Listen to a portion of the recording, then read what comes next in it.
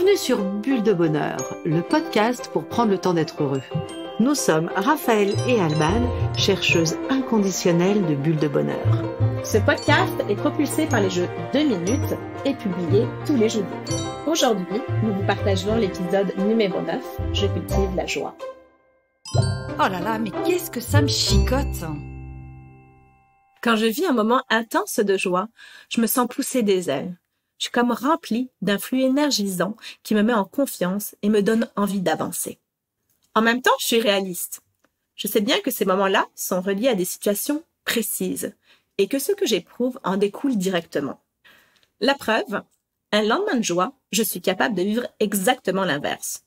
Je doute, je me sens lourde, voire même privée de toute envie d'agir. Et là, ça me chicote.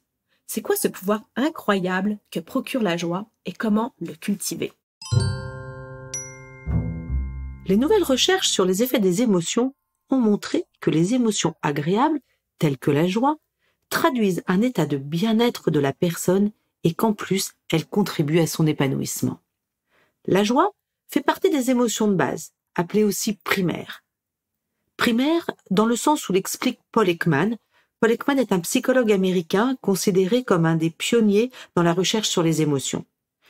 Ces émotions primaires sont génétiquement préprogrammées et sont à l'origine de toutes les autres émotions. La joie serait ainsi à l'origine d'émotions secondaires comme l'enthousiasme, la gaieté, l'excitation et d'émotions sociales, c'est-à-dire inhérentes à la relation aux autres. Être amoureux ou se sentir flatté, par exemple. Comme toute émotion, elle est éphémère. Et c'est d'ailleurs ce qui distingue la joie du bonheur. Le bonheur, lui, s'inscrit dans la durée. La joie suit le processus émotionnel classique, c'est-à-dire, tout d'abord, un élément déclencheur, un stimuli externe ou interne, ensuite, des sensations physiques, puis un comportement réactif et pour finir, un message transmis. Alors, comment fonctionne ce processus de la joie? Tout d'abord, premièrement, l'élément déclencheur. L'élément déclencheur de la joie est la satisfaction. Satisfaction d'aimer, d'être aimé, satisfaction de partager, de se réaliser, d'échanger, de se sentir appartenir à un groupe, de réussir. Deuxième temps, la manifestation ou la sensation physique. Comme nous l'avions dit lors de notre podcast Bulle de Bonheur numéro 6, je nomme mes émotions, le langage du corps est très présent dans l'univers émotionnel et très utile aussi pour décrypter une émotion chez soi ou chez les autres. Les manifestations physiques de la joie touchent tout le corps. Le visage, avec le regard, le sourire, les sourcils, le thorax, les jambes, mais également le ton de la voix, souvent plus chaleureux, le débit des paroles, plus rapide, la peau, avec une carnation plus rosée, ou des sensations plus intérieures, comme des sensations de chaleur, de détente, voire même d'excitation. Au niveau du cerveau, la joie déclenche la sécrétion d'ocytocine. C'est la molécule de la relation aux autres, de l'amitié et de l'amour. C'est l'hormone aussi du lien, de l'affection, et elle accroît le sentiment de confiance. L'ocytocine déclenche elle-même la sécrétion successive de plusieurs molécules dites molécules du bonheur. D'abord, la dopamine, qui est l'hormone du plaisir, la sérotonine, l'hormone de la bonne humeur, et l'adrénaline, l'hormone de l'excitation. On a pu observer que cette sécrétion était provoquée par plusieurs interactions. Tout d'abord, les interactions harmonieuses, mais aussi le plaisir partagé, ou alors un simple échange de regards, bien sûr, s'il est bienveillant. Et puis aussi toute stimulation sensorielle, comme des mots doux, une tétée, un contact tendre, des baisers, l'eau chaude aussi. La sécrétion aussi, elle peut être stimulée par des mots de gratification, et puis aussi l'exercice physique. À l'inverse, par contre, le stress bloque la sécrétion d'ocytocine. Les situations de compétitivité et de comparaison vont par exemple générer du stress. Privilégiez donc plutôt la collaboration, la coopération et l'instant présent. Donc, Nous l'avons vu, la joie a plusieurs niveaux d'intensité. Sérénité, paix, gaieté, excitation, euphorie, pour en citer quelques-uns. Cette grande palette de nuances montre aussi que la joie peut être intérieure ou extérieure.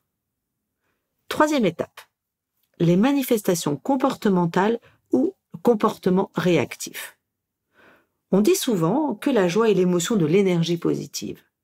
Elle donne de l'élan, elle pousse à l'action, elle favorise l'optimisme. Elle dynamise, elle donne envie d'avancer aussi. Elle est donc souvent associée à la réalisation de soi et à la réussite. Et puis pour terminer, quel message? La joie nous transmet qu'un but est atteint, que quelque chose est réussi et, surtout pensez-y, qu'il est bon de le renouveler. Comme pour les autres émotions, la joie se manifestera avec une intensité différente selon les personnes. Chacun en fonction de sa culture, de son éducation ou de ses expériences de vie. Nos pensées influencent cependant directement le processus émotionnel. Les pensées, notamment celles qu'on peut appeler les fausses croyances ou les pensées automatiques, vont jouer un rôle important sur les stades 2 et 3 du processus émotionnel, soit au niveau des manifestations physiques et comportementales. Illustrons ce mécanisme par un exemple pratique. 1. L'événement. C'est un stimuli extérieur. J'apprends que je vais avoir une belle augmentation de salaire. 2.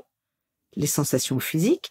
J'ai les yeux qui pétillent, je sens le sourire se former sur mes lèvres, mes joues chauffent, une onde d'énergie m'envahit, j'ai envie de chanter et de rire. 3. Au niveau de mon comportement. J'appelle mon conjoint pour lui partager la bonne nouvelle, j'envoie un texto à ma meilleure amie, j'envisage la fin de la journée avec optimisme et enthousiasme et je termine mon dossier en cours avec une efficacité que je n'aurais même pas soupçonnée. 4.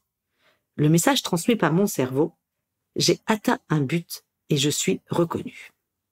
Alors, que va-t-il se passer si, au cours de ce processus, une pensée automatique viendrait déformer un peu cette réalité? Imaginons qu'enfant, j'ai appris que montrer sa joie devant les autres était un comportement inadapté. Aussitôt que la joie va m'envahir à la bonne nouvelle, cette croyance limitante me vient à l'esprit. Elle me limite dans mon envie de partager ma joie et mon élan d'énergie perd de sa force. Cette pensée automatique impacte donc directement mes sensations et mon comportement. À propos de fausses croyances, nous pourrions aussi évoquer l'idée encore souvent présente dans le monde du travail qu'être joyeux empêcherait d'être sérieux. Comme si la personne qui sourit, qui rit, envoyait le message qu'elle prend les choses à la légère, qu'elle manque de concentration, bref, qu'elle a un comportement qui n'est pas adapté à son univers professionnel. À l'inverse, nous pouvons aussi avoir appris que la colère ou la tristesse ne devait pas être montrée. Il faut être joyeux. On fait donc semblant d'être heureux, car c'est ce qu'on attend de nous. Mais, vous l'aurez compris, les mécanismes émotionnels nous ont montré que la joie est spontanée, déclenchée par un événement précis. Donc, si elle peut être feinte en apparence, elle n'aura pas les effets énergisants et de bien-être que nous avons décrits plus haut. Allez, je change de regard. La joie est l'émotion à cultiver sans modération. Pour profiter pleinement de cette énergie nourricière que nous offre la joie, il est donc essentiel de savoir profiter de la joie. C'est-à-dire, une fois encore, être dans l'instant présent, se laisser envahir par ce sentiment de bien-être, de satisfaction devant le but atteint. Cela signifie mettre de côté, en ce moment précis, notre petite voix intérieure qui pourrait avoir la fâcheuse tendance de nous déconnecter de l'instant pour nous ramener dans le passé ou nous emmener dans l'avenir. C'est savoir aussi réfuter les fausses croyances que nous pourrions avoir. Il s'agit par conséquent de faire un arrêt sur image, être à 100% dans la réalité objective de l'instant. C'est-à-dire, tout d'abord d'accepter notre responsabilité dans la réussite d'un événement. Ensuite, c'est prendre le temps de profiter de notre joie avec les autres et avec nous-mêmes.